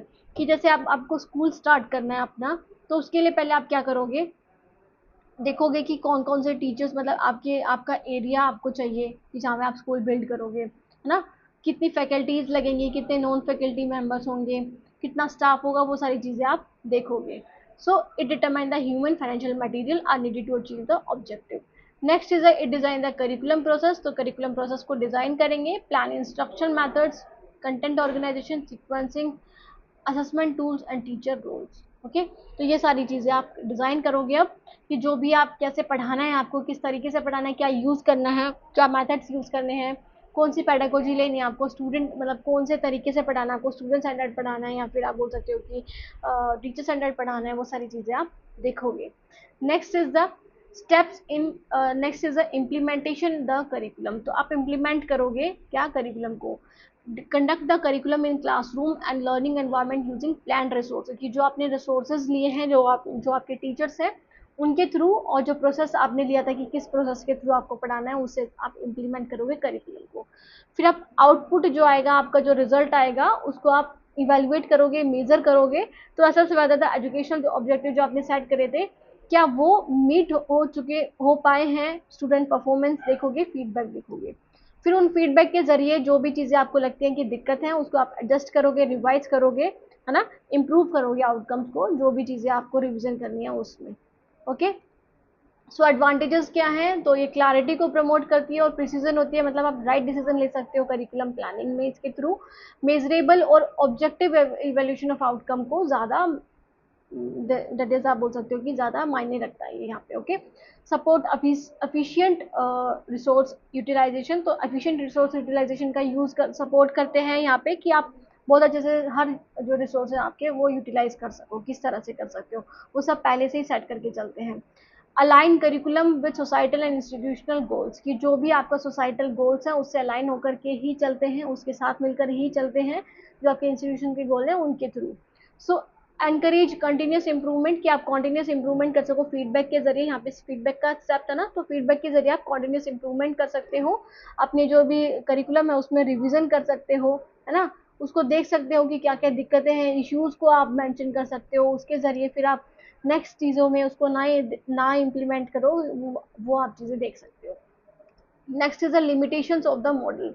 तो लिमिटेशंस क्या है, मतलब डिसएडवांटेजेस क्या है, तो ये ओवर एम्फोसाइज करती है टेक्निकल और मेजरेबल एस्पेक्ट ऑफ एजुकेशन पे, वैल्यूज, इमोशन और क्रिएटिविटी को बिल्कुल नकारती है। ओके, एक्सटेंसिव डाटा कलेक्शन जरूरी होता है यहाँ पे, आपको बहुत मतलब अच्छे से बहुत बिल्कुल गहन अध्ययन करना होता है इन सब चीज़ों का, एनालिसिस जरूरी होता है, एक्सपर्टीज भी ज़्यादा जरूरी होती है कि आप एक्सपर्ट हो वो करने में, तभी आप इस मेथड को यूज कर सकते हो। रिजिड हो सकता है, ब्यूरोक्रेटिक हो सकता है अगर फ्लेक्सिबिलिटी के साथ अप्लाई नहीं किया, कि अगर चेंजेस नहीं आए, है ना, चेंजेस नहीं लेकर आ रहे हो, तो उससे रिजिड भी बन सकता है ये। Next is are not always suitable for humanistic और लिबरल आर्ट ऑफ एजुकेशन। तो हमेशा ये सूटेबल नहीं होता ह्यूमनिस्टिक और लिबरल आर्ट एजुकेशन के लिए, where outcomes are less quantifiable. Okay, कि जहाँ पे आउटकम्स ही बिल्कुल क्वान्टिफेबल है, कि आप वहाँ पे क्वान्टिफाई नहीं कर सकते उन चीज़ों को, तो ये लेता ही नहीं है। जैसे कि यहाँ पे लिखा था वैल्यूज, इमोशंस और क्रिएटिविटी को नहीं लेकर के चलते हैं। Next is a curriculum issues and trends and future direction to curriculum development. So ये क्या है, सो ये first is a curriculum issues that is challenges. तो ओवरलोडेड करिकुलम देखने को मिलता है, मतलब यहाँ पे हम पढ़ रहे हैं कि करिकुलम में इश्यूज क्या आते हैं, क्या ट्रेंड्स हैं जो चल रहे हैं, फ्यूचर डायरेक्शंस क्या यूज कर सकते हैं करिकुलम डेवलपमेंट में। तो इश्यूज क्या क्या हैं, सबसे पहले तो ओवरलोडेड करिकुलम है, मतलब इतने सारे सब्जेक्ट डाल दिए हैं बच्चों की, आप देखोगे लर्निंग विदाउट बर्डन, ये पॉलिसी तो बनी हुई है बट इसका इम्प्लीमेंटेशन आज तक भी नहीं हुआ है। बच्चे इतने मतलब छोटे छोटे बच्चे इतनी बुक्स लेकर के जाते हैं, इतना उनका सब्जेक्ट है, उनका इतना वास्ट एरिया है कि जिस वजह से बर्डन हो जाते हैं बच्चे, उन पे बोझ बन जाता है। Lack of focus on conceptual clarity और डीप अंडरस्टैंडिंग पे तो फोकस होता ही नहीं है, बस किस पे फोकस होता है, एग्जामिनेशन पे, कि बच्चों को पास कैसे करना है, फेल कैसे करना है, अपना रिजल्ट कैसे निकालना है, फीस कैसे लेनी है, इन सब चीज़ों पे। रोट लर्निंग और एग्जाम सेंट्रिक अप्रोच को ज़्यादा यूज करते हैं। Rote learning in the sense की, जो अभी मैंने बताया, जो एग्जामिनेशन पे बेस्ड हो, मतलब रट्टाबाजी पे, है ना, रट्टाफिकेशन पे। So emphasis on memorization rather than critical thinking. तो क्रिटिकल थिंकिंग को नहीं यूज करते, क्रिएटिविटी को नहीं यूज करते, ना ही प्रॉब्लम सॉल्विंग को। Exams dominate the curriculum, narrowing learning objective. तो जो आपके एग्जाम्स होते हैं वो उसमें करिकुलम जो है आपका, वो एग्जाम्स पे ही ज़्यादा बेस होता है, कि आपको एग्जाम्स देने पड़ेंगे इन सब चीज़ों की, तभी आप पास होंगे, तभी आपको पता चलेगा। तो एग्जाम्स पे ज़्यादा बेस होते हैं, जिससे आपके जो लर्निंग ऑब्जेक्टिव्स है वो नैरो हो जाते हैं, वो सिर्फ आपके दिमागी विचार को ही समझ पाते हैं, ना कि और किसी विचार पे और किसी ऑब्जेक्टिव पे। Okay, so lack of relevance भी होता है, क्योंकि आप रेलिवेंट चीज़ों को नहीं इंक्लूड करते कभी कभार। Curriculum often fails to connect with real life skills, की जो आपके रियल लाइफ स्किल्स हैं उससे कनेक्ट नहीं कर पाते हो, एम्प्लॉयमेंट नीड से और स्टूडेंट लोकल कॉन्टेक्स्ट के जरिए। Minimal focus on 21st century skills like digital literacy, communication and collaboration. तो मिनिमम फोकस होता है यहाँ पे 21st सेंचुरी स्किल्स पे, नहीं होता है, सॉरी, क्योंकि यहाँ पे आप सिर्फ एग्जामिनेशन पे जो हम बात कर रहे थे उसी पे ज़्यादा बेस होता है, डिजिटल लिटरेसी, कम्युनिकेशन, कोलैबोरेशन, इन सब पे फोकस नहीं करता आपका करिकुलम। ये सब चैलेंजेस हैं जो इश्यूज हमें देखने को मिलते हैं। Iniquity and inaccessibility, regional, linguistic, gender and socio economic disparities exist. तो रीजनल डिस्पैरिटीज होती हैं, मतलब प्रॉब्लम्स होती हैं, लिंग्विस्टिक प्रॉब्लम्स होती है, जेंडर प्रॉब्लम होती हैं, सोशियो इकोनॉमिक प्रॉब्लम होती है, जिसको नकारा जाता है, जिसको नहीं लिया जाता। ओके, तो curriculum is not inclusive for children with disabilities, rural student and marginal group की। बहुत सारा करिकुलम, मतलब बहुत सारी जो चीज़ें आपको पढ़ाई जाती है उसमें इंक्लूसिव एजुकेशन को नहीं लिया जाता। आपको इंक्लूसिव एजुकेशन के बारे में कब पता चलता है, जब आप बीएड करते हो, जब आप एमएड करते हो। बट अगर आप बात करो डिफरेंट सब्जेक्ट की, आप 12th तक बात करो, क्या आपको बताया किसी ने इंक्लूसिव एजुकेशन क्या होता है, कैसे आप दूसरों बच्चों को भी अपने साथ लेकर के चल सकते हो, तो वो बहुत कम देखने को मिलता है, बहुत रेयर चांसेस। और रूरल जो गांव के लोग हैं, जो मार्जिनाइज ग्रुप है, जो अल्पसंख्यक लोग हैं, डिसेबिलिटी से जो ग्रसित है, उनको नहीं लिया जाता है। So next is a neglect of local knowledge and indigenous culture. तो curriculum often favour western knowledge system, तो वेस्टर्न नॉलेज सिस्टम को फेवर करता है ज़्यादा, और जो लोकल ट्रेडिशंस हैं उनको इग्नोर करता है, लैंग्वेजेस को भी और हेरिटेज को भी, जो भी विरासत है आपकी, है ना, जो भी विरासत है, लोकल विरासत, लोकल हेरिटेज, लैंग्वेजेस, इनको इग्नोर करता है। इनसफिशिएंट टीचर तो इन्वॉल्व होते ही नहीं है, वो सिर्फ एग्जामिनेशन पे ज़्यादा इन्वॉल्व होते हैं, तो वो इम्प्लीमेंटर्स होते हैं वैसे, बट आर नॉट को क्रिएटर्स ऑफ करिकुलम। तो यहाँ पे बहुत कम जगह ऐसा होता है कि जहाँ पे आप टीचर्स को लेकर के चलते हो, टीचर्स की बात, टीचर्स के नीड्स को देखते हुए या फिर उनके जो भी एस्पेक्ट्स हैं उनको लेकर के आप करिकुलम डेवलप कर रहे हो, तो lack of continuous professional development lead to ineffective curriculum delivery. अगर उनका करिकुलम प्रोफेशनल डेवलपमेंट नहीं हुआ, मतलब उनके लिए वर्कशॉप ऑर्गेनाइज नहीं कराओगे आप टीचर्स के लिए, सेमिनार्स नहीं ऑर्गेनाइज करा पाओगे या फिर उनको ट्रेनिंग नहीं दे पाओगे, तो उससे एक अच्छा इंस्ट्रक्शनल या फिर इंस्ट्रक्टर नहीं बन पाएगा टीचर। वो सिर्फ वही पुरानी या रोट मेमोराइजेशन पे ज़्यादा डिपेंड होगा। Okay, so next is the inadequate integration of technology. ICT is often seen as separate subject rather than integrated into teaching learning across discipline. तो यहाँ पे ICT को सिर्फ देखा जाता है क्या, सेपरेट सब्जेक्ट, ना कि इंटीग्रेटेड इनटू टीचर। तो आईसीटी को यहाँ पे सिर्फ एग्जामिनेशन बेस्ड पे ही देखा जाता है, सिर्फ आईसीटी का एक सिलेबस होता है, एक बुक होती है, उसी में पढ़ाते हैं और बाकी किसी सब्जेक्ट में नहीं पढ़ा जाता आईसीटी। रिजिड स्ट्रक्चर होता है, मतलब कठोर स्ट्रक्चर होता है यहाँ पे। तो current curriculum is inflexible with little room for interdisciplinary and personalise learning. Okay, तो पर्सनलाइज लर्निंग नहीं करी जाती, सिर्फ रिजिड स्ट्रक्चर होता है, वही आपको फॉलो करना होता है as a teacher, as a student. Poor curriculum assessment alignment होता है कि आप असेसमेंट क्या तरीका ढूंढते हो असेसमेंट का, सिर्फ एग्जामिनेशन है ना। तो learning outcomes, teaching methods and assessment are not always aligned, reduce effectiveness, जिससे इफेक्टिवनेस उसकी कम होती है। ठीक है, तो वो अलाइन नहीं होते हैं लर्निंग आउटकम्स के बेसिस पे, टीचिंग मेथड्स के बेसिस पे, इससे बहुत प्रॉब्लम भी आती है। So the next one is the emerging trends in curriculum development. तो क्या क्या ट्रेंड्स जो चले आ रहे हैं करिकुलम डेवलपमेंट में, कैसे आप अच्छा कर सकते हो। तो जो ट्रेंड्स हैं, जो नई चीज़ें हैं, जो जिसमें नए इनोवेशंस हैं, उसको लेकर के आप कैसे करिकुलम डेवलपमेंट कर सकते हो, उसके बारे में पढ़ते हैं। सो कॉम्पिटेंसी बेस्ड एजुकेशन आ रही है, इट मीन्स कि निपुणता पे आधारित है, मतलब आपके स्किल पे बेस्ड एजुकेशन है। तो आपका जो करिकुलम है, अब उसमें क्या डाल दिया गया, उसमें मास्टरी ऑफ स्किल्स के ऊपर ज़्यादा फोकस करा गया है, and competencies instead of just content coverage, कि आपका कंटेंट कंप्लीट हो जाए बस उस पर फोकस नहीं है, आपकी स्किल्स कैसे डेवलप होंगी, उन सारी चीज़ों को भी, मतलब प्रैक्टिकल लर्निंग को भी इंक्लूड करा गया है। तो it promote learning at own pace and level, की आप खुद की अपनी क्षमता के अकॉर्डिंग पढ़ सकते हो, अपने खुद के अकॉर्डिंग, खुद के लेवल के अकॉर्डिंग आप पढ़ सकते हो। इस पर फोकस करती है आज का curriculum development.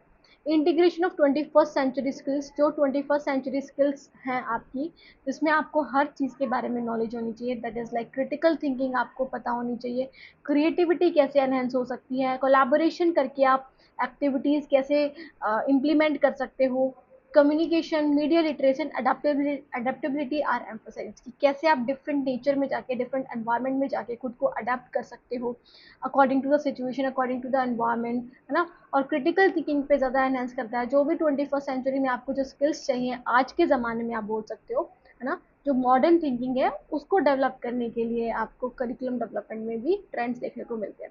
Interdisciplinary and multidisciplinary learning, तो ये क्या होता है, it subjects are blended to help students understanding concept from multiple perspective, कि अब क्या कर दिया गया, सब्जेक्ट को ब्लेंड कर दिया गया है, मतलब डिफरेंट सब्जेक्ट के बारे में आपको, एक सब्जेक्ट में आपको डिफरेंट डिसिप्लिन्स के बारे में, डिफरेंट सब्जेक्ट के बारे में पढ़ने को मिलेगा, जिससे आपको हर चीज़ की नॉलेज हो। जैसे आपको हिंदी में कुछ ऐसे चैप्टर दे दिए जाएंगे जहाँ पे लॉ के बारे में आपको पता होना चाहिए, जहाँ पे आप साइंटिफिक टर्म्स के बारे में, आप स्पिरिचुअल थिंकिंग के बारे में कैसे एनहांस कर सकते हो, उन सब चीज़ों के बारे में आपको दिया होगा। ओके, तो इससे आपके जो कॉन्सेप्ट है वो समझ में आएंगे आपको मल्टीपल पर्सपेक्टिव के जरिए। So NEP 2020 promote multi disciplinary education and holistic development. तो जो आपकी एनईपी 2020 है, वो मल्टी डिसिप्लिनरी फोकस पे ही फोकस करती है, कि आप किसी भी सब्जेक्ट के जरिए आप डिफरेंट डिसिप्लिन को पढ़ सकते हो, आप डिफरेंट डिसिप्लिन को बहुत अच्छे से लर्न कर सकते हो, समझ सकते हो। जैसे आप बात करें तो एनईपी 2020 फोकस करती है कि आप कैसे अपनी जो दैट इज की जो 11th-12th क्लास में क्लास है, अब आप ज़रूरी नहीं है कि आपको फिजिक्स, केमिस्ट्री, मैथ पढ़ के आप नॉन मेडिकल ही लो, आप फिजिक्स के साथ इकोनॉमिक्स भी ले सकते हो, इकोनॉमिक्स के साथ आप इट इज़ आर्ट्स के सब्जेक्ट भी ले सकते हो, तो डिफरेंट आप डिसिप्लिन को परस्यू कर सकते हो according to you. Okay, so next is the use of technology and digital content. तो टेक्नोलॉजी का यूज करके और डिजिटल कंटेंट के जरिए आपको पढ़ाया जाता है, तो ई लर्निंग पे, एआई अडेप्टिव लर्निंग पे और लर्निंग मैनेजमेंट सिस्टम पे फोकस करता है, जिससे ये आपके करिकुलम का एक पार्ट बन चुका है।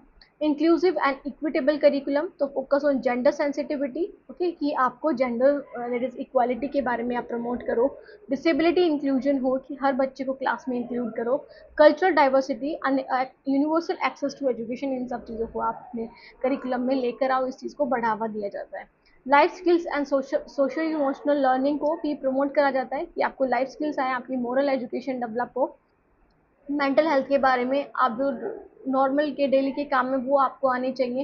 इमोशनल इंटेलिजेंस पे भी फोकस करा जाता है आज के ट्रेंड में करिकुलम डेवलपमेंट के। Okay, next is the environment education and sustainability. तो education for SD, that is sustainable development. तो आपको एजुकेशन ऐसी दी जाती है जिससे आप फ्यूचर पर्सपेक्टिव को भी लेकर चल सको, मतलब फ्यूचर में किसी का कोई नुकसान ना हो, वैसी एक्टिविटी आप करो। तो ऐसी चीज़ों को, मतलब जैसे क्लाइमेट चेंज को, इकोलॉजिकल अवेयरनेस को भी दर्शाया जाता है आपके करिकुलम में।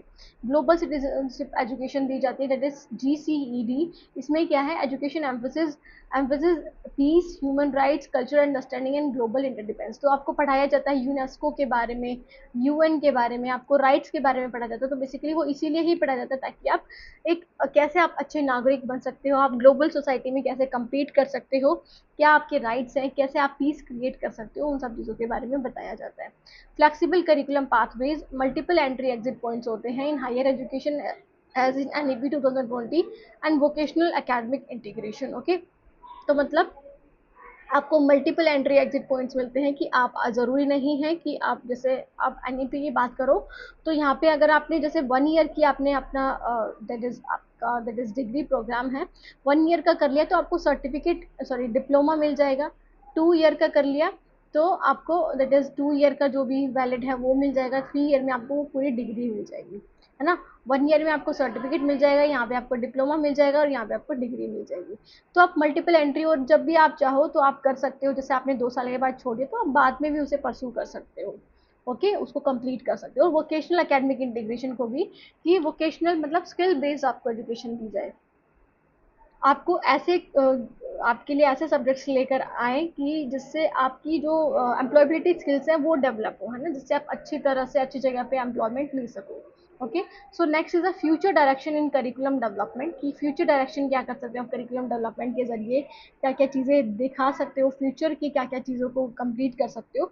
सो personalize and adaptive curriculum provide करो। Curriculum will be tailor to learners interest, space, strength and future goals using AI and data analytics. तो आपको करिकुलम में AI और डेटा एनालिटिक्स के बारे में आपको पढ़ाया जा सके ताकि फ्यूचर नीड्स को आप डेवलप कर सको, फ्यूचर नीड्स को मेंटेन करके चल सको।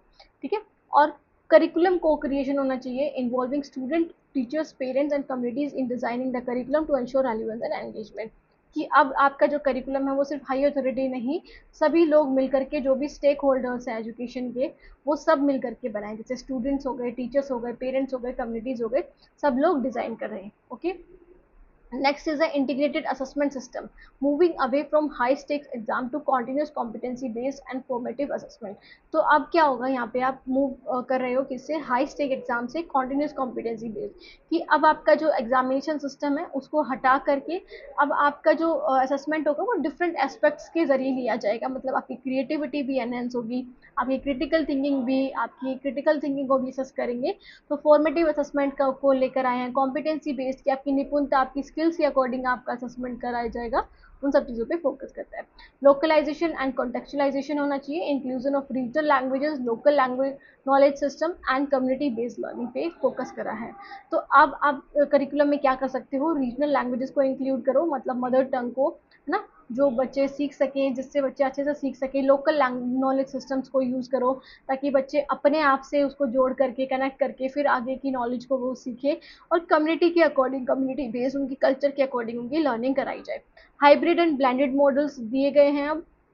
इसमें आप क्या कर सकते हो, अगर आपको क्लास में नहीं आना है तो आप ऑनलाइन पढ़ सकते हो, और क्लास में रहकर भी आप ऑनलाइन ऑफलाइन दोनों वे में पढ़ सकते हो। ओके, तो combining in person and online instruction to increase accessibility and flexibility, कि जिसको आना है वो आ सकता है, और इससे आप डिफरेंट एरियाज तक पहुंच सकते हो, डिफरेंट एरिया के बच्चों तक पहुंच सकते हो जिनके पास भी इंटरनेट कनेक्शन होगा। ओके, तो एक्सेसिबिलिटी भी बढ़ती है कि आपकी पहुंच भी बढ़ती है। Next is a global local balance. So curriculum will need to be both globally aware and locally relevant, that is localized. Okay, तो curriculum को कैसा बना दिया गया है, जो globally aware हो, मतलब जिसमें आपको global चीजें भी बताई जाए और local चीजें भी बताई जाए. ओके मतलब दोनों एस्पेक्ट को लेकर चले, जिसे बोलेंगे globalised. Okay, so next is the curriculum for sustainable development goal. आपका जो करिकुलम सेट करा गया है वो एसडीजी को लेकर के कंप्लीट करना है आपको. Aligning learning content with the global challenges, जो भी चैलेंजेस आपको, जैसे कि क्लाइमेट चेंज हो गया, इनइक्वालिटी हो गया, हेल्थ, इन सब चीज़ों को आप प्रमोट कर सकते हो एजुकेशन के जरिए. एजुकेशन के जरिए आप बच्चों के अंदर सेंसिटिविटी लेकर आ सकते हो इन सब के प्रति. इमोशंस डेवलप कर सकते हो, उनको सिखा सकते हो कि आप इन सब चीज़ों को कैसे इम्प्रूव कर सकते हो, कैसे उनको हटा सकते हो. यहाँ पे professional development for teachers. So teachers will require training in curriculum design. तो टीचर को करिकुलम डिज़ाइन के लिए ट्रेनिंग भी चाहिए होती है, उसके लिए भी फ्यूचर चीज़ें लेकर आए. Integration of technology and 21st century pedagogy. तो मतलब वो कैसे फ्यूचर लर्निंग पे कैसे उतर पाएंगे, तो उसके लिए उनको टाइम टू टाइम ट्रेनिंग भी प्रोवाइड करो, ताकि वो 21st सेंचुरी की स्किल्स को यूज़ करके 21st सेंचुरी की पैडागोजी को यूज़ करके वो पढ़ा सके. Okay, so next is the transdisciplinary curriculum होना चाहिए, going beyond boundaries of discipline to solve real world problem. कि अब आप सिर्फ मतलब आप ये नहीं कि आप डिसिप्लिन के बारे में मैथ साइंस फिजिक्स इन सब के बारे में पढ़ा रहे हो, आप बच्चों को ट्रांस डिसिप्लिनरी करिकुलम के बारे में बताओ. इट मीन्स कि आप उनकी थिंकिंग को डेवलप करो, आप प्रोजेक्ट बेस्ड लर्निंग कराओ, सिर्फ उनके एग्जाम पैटर्न पे बेस्ड ना होके अब आप उनको रियल वर्ल्ड जो प्रॉब्लम्स हैं डिफरेंट डिसिप्लिन से रिलेटेड, उसको सोल्व करना आप सिखाओ बच्चों को. Okay, ethics, values and digital citizenship, moral education, online behaviour and responsible use of technology will become central component. तो ये सब क्या बनते हैं, सेंट्रल कंपोनेंट बनते हैं. आपके एथिक्स, आपकी वैल्यूज, आपके डिजिटल रिलेशनशिप, तो moral education, online behaviour, responsible use of technology, ये सब सेंट्रल कंपोनेंट है आपके आने वाली फ्यूचर करिकुलम डेवलपमेंट की. तो ये सारी चीज़ें भी आपको सिखानी है बच्चों को. Next topic is the last topic is the environment concern, gender differences, inclusiveness and value concern and issues, social sensitivity. Okay, so इसके बारे में देखते हैं. एनवायरमेंटल कंसर्न्स क्या है, मतलब एनवायरमेंट को लेकर की जो चिंताएं हैं. सो environmental concern is education focus on teaching students about, कि आप बच्चों को क्या सिखा रहे हो, क्या पढ़ा रहे हो, कि एनवायरमेंट प्रोटेक्शन के बारे में, कैसे आप प्रोटेक्ट कर सकते हो, सस्टेनेबल डेवलपमेंट को कैसे यूज़ कर सकते हो कि बिना फ्यूचर को आप एक्सप्लोइट करें. आप ऐसी नीड्स, आप ऐसी चीज़ों पर, ऐसी एक्टिविटीज़ पर ध्यान दे रहे हो जो आपके लिए आज भी बेनिफिशियल और आगे भी बेनिफिशियल हो. ओके, क्लाइमेट चेंज के बारे में आप पढ़ा रहे हो, conversation of conservation of natural resources के बारे में आप बच्चों को बता रहे हो. ओके, तो एजुकेशनल ऑब्जेक्टिव्स क्या हैं, develop awareness of environmental issues, कि आप अवेयरनेस डेवलप करो एनवायरमेंटल इश्यूज़ के बारे में, कि जो भी इश्यूज़ हैं, जो भी प्रॉब्लम्स हैं, उसके प्रति बच्चों को अवेयर करो. ओके, ये आपके ऑब्जेक्टिव्स होने चाहिए. इको फ्रेंडली हैबिट्स को एनकरेज करो, कि बच्चे डस्टबिन का यूज़ करें, ये जो 3R हैं उनका यूज़ करें, दैट इज़ रिड्यूस, रीयूज और रिसाइकिल का, ताकि वो अच्छे सिटीजन बन सके as for their environment. Okay, promote responsible citizenship for a sustainable future. तो आप रिस्पॉन्सिबल सिटीजनशिप को प्रमोट करो, ताकि एक अच्छा फ्यूचर आप क्रिएट कर सको बच्चों के लिए, या फिर और आने वाली जनरेशन के लिए, आगे आने वाली जनरेशन के लिए. So student, the next one is the curriculum implications. So curriculum implications क्या है, integration of environmental education across subject, कि अब आप देखोगे आपके डिग्री में भी, आपके जैसे दैट इज यूजी डिग्री में, पीजी डिग्री में भी एनवायरमेंटल एजुकेशन का एक सब्जेक्ट दिया जाता है, जो काफ़ी इंपॉर्टेंट होता है आपके लिए ईवीएस का, जिसमें आपको एनवायरमेंट के बारे में पढ़ाया जाता है. वो इसलिए होता है ताकि आपको उन सारी चीज़ों के बारे में पता हो, आप अवेयर हो, आपके अंदर एनवायरमेंट के प्रति एक सेंसिटिविटी प्रमोट कर सके. Okay, activities like nature walk, clean up drives and eco clubs को आप ऑर्गेनाइज करो बच्चों के साथ, ताकि बच्चे एनवायरमेंट के प्रति और भी ज़्यादा सचेत रहें. Project on local environment issues, water and energy conservation, इन सब के प्रति आप प्रोजेक्ट्स लेकर आओ, बच्चों को प्रोजेक्ट प्रोवाइड करो, बच्चों को बोलो कि आप डेली लाइफ में उसको कैसे प्रमोट कर सकते हो, उन सब एक्टिविटीज़ पे ध्यान दो. NEP 2020 अलाइनमेंट क्या है, दैट इज NEP 2020 की बात करें तो emphasis education for sustainable development, that is SDG 4. Okay, 4.7. तो ये क्या है, एजुकेशन 4, जैसे जो SDG 4 है वो आपका एजुकेशन पे ही क्वालिटी एजुकेशन को प्रमोट करता है. उसमें 4.7 है वो सस्टेनेबल डेवलपमेंट को प्रमोट करता है, कि आप एजुकेशन के जरिए सस्टेनेबल डेवलपमेंट कैसे लेकर आ सकते हो. ओके, सो जेंडर डिफरेंसेस क्या, मतलब इट मीन्स कि इनइक्विटीज, जो भी प्रॉब्लम्स हैं, जो भी डिस्क्रिमिनेशन है, स्टीरियोटाइप्स है, रूढ़िवादी सोच है एजुकेशनल एक्सेस में, एक्सपेक्टेशंस में और आउटकम्स में, जेंडर के बेसिस पे वो जेंडर डिफरेंसेस है। जैसे लड़कियों से उम्मीद रखी जाती है कि वो ज़्यादा मैथ्स के सब्जेक्ट नहीं पढ़ सकती हैं, साइंस के सब्जेक्ट नहीं पढ़ सकती हैं, वो डोमेस्टिक साइंस के सब्जेक्ट दैट इज आप बोल सकते हो खाना पीना, आर्ट्स, इन सब के बारे में वो सीख सकती हैं। ये जो सोच है लोगों की कि लड़कियां नहीं पढ़ सकती हैं, लड़के पढ़ सकते हैं, लड़कियों की शादी कर देते हैं, लड़कों की नहीं करेंगे, तो उन सब के बारे में दैट इज बताना, वो जेंडर डिफरेंसेस है। तो इश्यूज क्या आते हैं एजुकेशन में? Gender bias textbook and curricula. तो आपका जो करिकुलम होता है, जो पाठ्यक्रम होता है और जो टेक्स्ट बुक होता है, वो जेंडर बाइज्ड होती है। वो जेंडर आपके जेंडर बेस्ड पे होते हैं कि जैसे लड़कों के बारे में ज़्यादा बताया जाता है, लड़कियों के बारे में नहीं। अगर टीचर की बात आ जाए तो वहाँ पे शी लिखा आएगा, अगर डॉक्टर की बात आ जाए तो वहाँ पे ही लिखा आएगा, है ना। तो वो एक तरह से जेंडर बाइस को ज़्यादा बढ़ावा देती है कि एक लड़का ही लड़के का रोल डिसाइड कर देते हैं और एक लड़की का रोल डिसाइड कर देते हैं। स्टीरियोटाइप ऑफ रोल वही कि boys in science and girls in arts, कि बॉयज को साइंस में ही पढ़ सकते हैं, बॉयज अच्छा पढ़ सकते हैं, और लड़कियां जो है वो आर्ट में ही अच्छा पढ़ सकती हैं। Unequal participation in sports, leadership and stem fields, कि एक तरह से स्पोर्ट्स में लड़कियों को पार्टिसिपेट नहीं कराते, लीडरशिप में भी लड़कियों को पार्टिसिपेट नहीं कराते, या फिर स्टेम फील्ड में that is science, technology and that is engineering and mathematics, है ना। इन फील्ड में तो लड़कियों का पार्टिसिपेशन बहुत कम देखने को मिलता है और उनको एनकरेज भी नहीं करा जाता है as compare to boys. Okay, so next is the curriculum implications की बात करें तो जेंडर आप कैसे कैसे कैसे इम्प्लाई कर सकते हो। सो gender sensitivity training for teachers. सबसे पहले तो आपको टीचर्स को ट्रेनिंग देनी पड़ेगी, टीचर्स को आपको बताना पड़ेगा कि आप कोई भी ऐसे वर्ड यूज नहीं करोगे जो जेंडर बेस्ड, जेंडर बाइज्ड हो, है ना। और आप उनके प्रति जेंडर दैट इज सेंसिटिविटी को जागरूक करो। Okay, use of gender inclusion language and content, कि आप जेंडर इंक्लूजन लैंग्वेज को यूज करो, इंक्लूसिव लैंग्वेज को, और कंटेंट को। जैसे आप देखोगे पहले होता था स्पोर्ट्समैन, है ना, स्पोर्ट्समैन होता था, बट अब क्या कर दिया है, स्पोर्ट्स पर्सन, स्पोर्ट्स पर्सन। तो बेसिकली वो किस लिए कि स्पोर्ट्स मैन ही होता है, मैन क्यों होता है, कोई भी हो सकता है, वो विमेन भी हो सकती है ना। तो अब स्पोर्ट्स पर्सन यूज करते हो, अब उसमें कोई भी आ जाएगा, मैन विमेन जो भी। ओके, तो equal representation of female role models in the textbook, कि आप लड़कियों को भी दर्शाओ, कि जो लड़कियां आगे अपनी फील्ड में बढ़ी हैं उनको भी आप दर्शाओ, कि आप लड़कों को ही नहीं लड़कियों को भी आप उसको इंक्लूड करो करिकुलम में। Encourage girls and boys to participate equally in all field, girls और बॉयज दोनों का पार्टिसिपेशन होना चाहिए हर फील्ड में वो इक्वली पार्टिसिपेट कर सके। NEP 2020 अलाइनमेंट क्या है, focuses on equity and inclusion with special efforts to bring girls back to schools, ensure safe learning environment and eliminate gender gaps।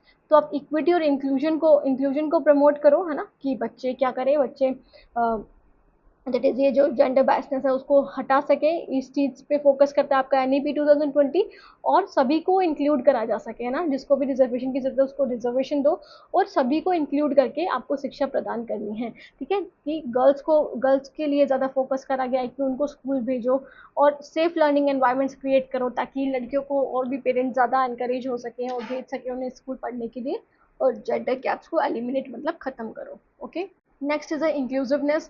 तो इंक्लूसिवनेस का क्या मतलब होता है कि equal access, participation and success for all learners regardless of ability, language, caste, class, gender, religion और ethnicity. तो आप इंक्लूजन मतलब क्या होता है, समावेशी, है ना, कि आप सभी लोगों को इंक्लूड करके चलो, सभी को इक्वल दर्जा दो, इक्वल एक्सेस मिले, इक्वल पार्टिसिपेशन मिले और इक्वल सक्सेस मिले हर लर्नर को, हर अधिगम करता हो, चाहे वो उसकी एबिलिटी कैसी हो, लैंग्वेज कैसी हो, कास्ट क्या हो, क्लास क्या, उन सब चीज़ों पे फर्क नहीं पड़ना चाहिए। सो चैलेंजेस क्या हैं, lack of infrastructure for children with disabilities. अब आप देखोगे स्कूल्स में, कॉलेजेस में, पब्लिक ट्रांसपोर्ट, पब्लिक फैसिलिटीज़ में जो डिसेबल्ड बच्चे हैं उनके लिए फैसिलिटीज़ होती ही नहीं है, होती है तो बहुत बहुत मिनिमम सी होती है। लैंग्वेज बैरियर भी देखने को मिलता है ट्राइबल और माइनॉरिटी ग्रुप में, कि बस अगर आप देखो हिंदी और इंग्लिश को ही ज़्यादा प्रमोट करते हैं, जिस वजह से जो रीजनल लैंग्वेजेस होती हैं उनको नेगलेक्ट करके चला जाता है ना। तो हिंदी और इंग्लिश की वजह से इन सब चीज़ों को नेगलेक्ट करके चला जाता है, तो वो बैरियर एक तरह से रुकावट का काम करते हैं बच्चों के लिए पढ़ाई में। डिस्क्रिमिनेशन और नेगलेक्ट ऑफ मार्जिनलाइज कम्युनिटीज़, की डिस्क्रिमिनेशन करा जाता है, भेदभाव करा जाता है, या फिर उनको नकारा जाता है जो भी अल्पसंख्यक लोग हैं, जैसे SC ST ट्राइब, जो ST में तो ट्राइब्स ही आ गए, गर्ल्स हो गई, वीमेंस हो गई ना, वो उन सब लोगों को जो डिसेबल्ड हैं, है ना, उन सब को क्या करा जाता है, उनके प्रति डिस्क्रिमिनेशन करा जाता है। Next is the curriculum implication, so development of inclusive teaching strategies, example universal design for learning. तो आप क्या करोगे, डेवलप करोगे, इंक्लूसिव टीचिंग स्ट्रेटजीज को डेवलप करोगे, जैसे कि यूनिवर्सल डिजाइन को for learning, universal design for learning कि एक ही तरह का डिजाइन होना चाहिए, इंक्लूसिव टीचिंग स्ट्रेटेजीज होनी चाहिए, ऐसा नहीं कि आप कोई भी किसी भी तरह का भेदभाव करो। प्रोविजन ऑफ असिस्टिव टेक्नोलॉजीज, जिसको हेल्प चाहिए उसके लिए हेल्पफुल टेक्नोलॉजीज होनी चाहिए, जैसे डिसेबल्ड बच्चों के लिए जैसे हियरिंग एड होने चाहिए, ब्रेल सिस्टम होना चाहिए, ब्रेल स्क्रिप्ट होनी चाहिए, लर्निंग मटीरियल्स होने चाहिए मल्टीपल लैंग्वेजेस में, कि आप सिर्फ एक लैंग्वेज में नहीं आप डिफरेंट लैंग्वेज में पढ़ सको। Okay, curricular that reflect the cultural diversity of the India, तो आपका जो करिकुलम होना चाहिए वो ऐसा होना चाहिए कि वो आपकी कल्चर डाइवर्सिटी को दर्शा सके, है ना, कि आपका जो कल्चर है, आपके इंडिया का जो कल्चर है उसको दर्शा सके, ऐसा आपका करिकुलम होना चाहिए ताकि बच्चे उससे रिलेट करके पढ़ सके। एनईपी 2020 अलाइनमेंट देखिए तो it promote inclusive education and recommend formation of special economic education zone and gender inclusion fund. So basically NEP 2020 भी इस पे फोकस करता है, इंक्लूसिव एजुकेशन पे, समावेशी शिक्षा पे, जो रिकमेंड करता है कि स्पेशल एजुकेशन जोन्स होने चाहिए जहाँ पे बच्चों को हर तरह की फैसिलिटी मिलनी चाहिए, और जेंडर इंक्लूजन फंड भी होना चाहिए जहाँ पे आप बच्चों को इंक्लूड करके, मतलब उनके प्रति कोई भी डिस्क्रिमिनेशन ना हो, हर किसी को एक्सेस मिल सके एजुकेशन का, उस तरह से आप बच्चों को फंड दे सको, उस तरह से बच्चों को हेल्प कर सको। Student next is a value concerns and issues. So meaning क्या है, value education focus on nurturing moral, ethical, cultural and democratic values in student. तो जो वैल्यू एजुकेशन होती है, जो आपकी मूल्य शिक्षा होती है, वो आपको मोरल एजुकेशन के बारे में, आपकी एथिकल ड्यूटीज, आपके कल्चरल इश्यूज, कल्चरल जो भी वैल्यूज हैं या फिर डेमोक्रेटिक वैल्यूज है, वो आपके अंदर प्रदान करती है, वो आपके अंदर एक तरह से नर्चर करती हैं। ओके, की वैल्यूज क्या है, जैसे रिस्पेक्ट हो गया, टॉलरेंस हो गया, एम्पैथी हो गया, सद्भावना हो गया, ऑनेस्टी हो गया, ईमानदारी, नॉन वायलेंस, अहिंसा हो गया, इंटीग्रिटी हो गया और जस्टिस हो गया। इन सब चीज़ों को आप प्रमोट कर सकते हो बच्चों के अंदर। सो इश्यूज क्या देखने को मिलते हैं, इंक्रीजिंग मेटेरियलिज्म। अब आप देखोगे जो स्कूल्स एंड कॉलेजेस है, वो अब बच्चों को शिक्षा प्रदान करने की जगह नहीं, वो पैसा कमाने की जगह ज़्यादा बन रही है, या फिर बच्चे जो हैं वो पढ़ रहे हैं सिर्फ ताकि वो अच्छी एम्प्लॉयमेंट स्किल ले सके, ना कि उनके अंदर वैल्यूज़ आए।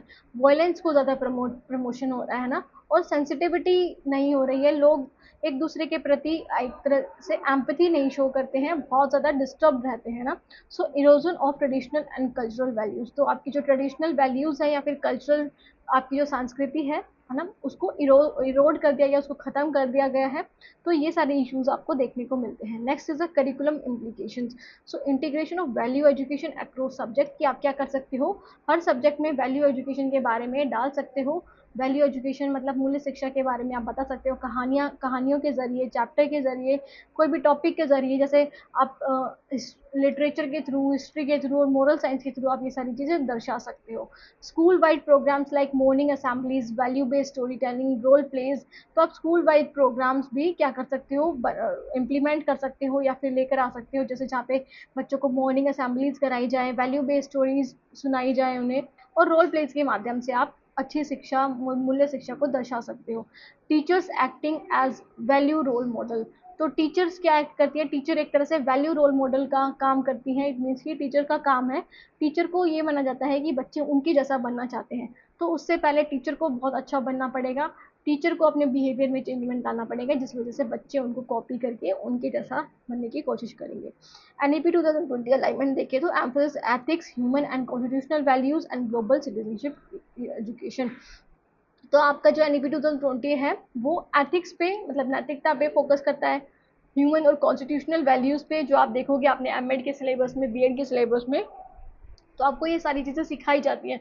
आपका यूजीसी नेट का पेपर भी आप देखोगे तो वहाँ पे आपको वैल्यूज़ के बारे में आपका एक टॉपिक है कि क्या वैल्यूज़ होनी चाहिए, है ना, कॉन्स्टिट्यूशन के according. So global citizenship education आपको दी जाए, इस पे फोकस करता है। Next is a social sensitivity. तो सोशल सेंसिटिविटी क्या होता है, it is ability to understand and respect social diversity, कि आप सोशल डाइवर्सिटी को रिस्पेक्ट कर सको, उसको समझ सको, मतलब उसके प्रति आपके मन में दया हो, ऐसा नहीं कि आप किसी से नफरत करते हो। एम्पैथी शो करो और एक्ट रिस्पॉन्सिबली इन सोसाइटी, कि आप एक रिस्पॉन्सिबल सिटीजन बनो, कि दूसरों के प्रति आपके कुछ कर्तव्य हैं, आप उनके लिए कुछ अपनी रिस्पॉन्सिबिलिटी अदा कर सकते हो। सो इश्यूज क्या है, जैसे कास्टिज्म कितना ज़्यादा होता है ना, कास्ट के बेस पे जो अंतर होता है, कम्युनलिज्म है, जीनोफोबिया है, या फिर क्लास दैट इज डिस्क्रिमिनेशन है, उन सब से आपको बहुत ज़्यादा प्रॉब्लम फेस करने को मिलती है। So lack of awareness about the challenges face by other, जैसे कि कुछ जो अवेयरनेस नहीं है लोगों के बीच में कि क्या क्या चैलेंजेस फेस करने को मिलते हैं डिफरेंट लोगों को, जैसे माइग्रेंट हो गए, जो पुअर हो गए, या फिर एलजीबीटी क्यू कम्युनिटी से हो गए, उन सबको क्या क्या चैलेंजेस फेस करने को मिलते हैं, वो सारी चीज़ें हमें नहीं बताई जाती, नहीं सिखाई जाती। ओके, तो करिकुलम इम्प्लीकेशंस क्या हो सकते हैं? आप प्रमोट करो सोशल जस्टिस को और इक्विटी को क्लासरूम के जरिए, आप डिस्कशंस कराओ बच्चों को, है ना, और रियल लाइफ केस स्टडीज के थ्रू आप बच्चों को पढ़ा सकते हो। Curriculum that celebrate diversity and teaches about rights, responsibilities and empathy. तो आपका जो करिकुलम है वो ऐसा होना चाहिए जो डाइवर्सिटी को रिस्पेक्ट करे, है ना, रिस्पेक्ट करे और सेलिब्रेट करे। इट मीन्स कि वो उसको अच्छे तरह से दर्शाए, अच्छे तरह से उसके बारे में बताए और समझाए, उसके बारे में आपको लर्न कराए, आपके राइट्स के बारे में, आपके रिस्पॉन्सिबिलिटीज के बारे में और आपके एम्पैथी के बारे में। मतलब आप सद्भावना भी प्रकट करो कि आप दूसरों के प्रति कितने इमोशनल हो, आप उनकी प्रॉब्लम को अपना प्रॉब्लम समझते हो। Encouraging community service, outreach and experiential learning. तो बच्चों को एक्सपीरियंसेस के थ्रू पढ़ाई जाए, फील्ड ट्रिप्स के थ्रू पढ़ाया जाए, बच्चों को वहाँ उस जगह पर लेकर जाके पढ़ाया जाए, प्रोजेक्ट बेस्ड लर्निंग कराई जाए, कम्युनिटी सर्विसेज जैसे सफाई कार्यक्रम, इन सब चीज़ों में भाग भाग दिलवाना चाहिए, पेड़ लगाना, ये सारी चीज़ों के। सो एनईपी 2020 अलाइनमेंट की बात करें तो इट एनकरेज होलिस्टिक डेवलपमेंट। ये एनकरेज करता है कि बच्चों का सर्वांगीण विकास होना चाहिए और उनको सिविक सेंस भी आनी चाहिए, मतलब उनको जो एक सिटीजन होने के नाते जो उनकी रिस्पॉन्सिबिलिटीज है उनके बारे में उन्हें पता होना चाहिए, एक्सपीरियंसेस के थ्रू और मोरल एजुकेशन के through. Okay, so the next one is the, अच्छा सो स्टूडेंट, ये टॉपिक यहीं पे खत्म होता है, ये आपकी यूनिट ही यहीं पे खत्म होती है, दैट इज यूनिट 4। आपकी काफ़ी इंपॉर्टेंट यूनिट है, इससे आपका क्वेश्चन तो ज़रूर आएगा। मॉडल्स ऑफ करिकुलम डेवलपमेंट से एक क्वेश्चन तो ज़रूर आएगा और 4 मार्क्स के क्वेश्चन में भी एक आपसे मॉडल पूछा जा सकता है। सो इसको करके जाइएगा, यूनिट काफ़ी इंपॉर्टेंट है, और कोई भी डाउट रह गया अभी भी तो आप पूछ सकते हैं, बाकी और वीडियोज़ भी जल्दी आ जाएंगी। Thank you so much for watching the video, मिलते हैं नेक्स्ट वीडियो में, तब तक के लिए take care, bye, have a nice day.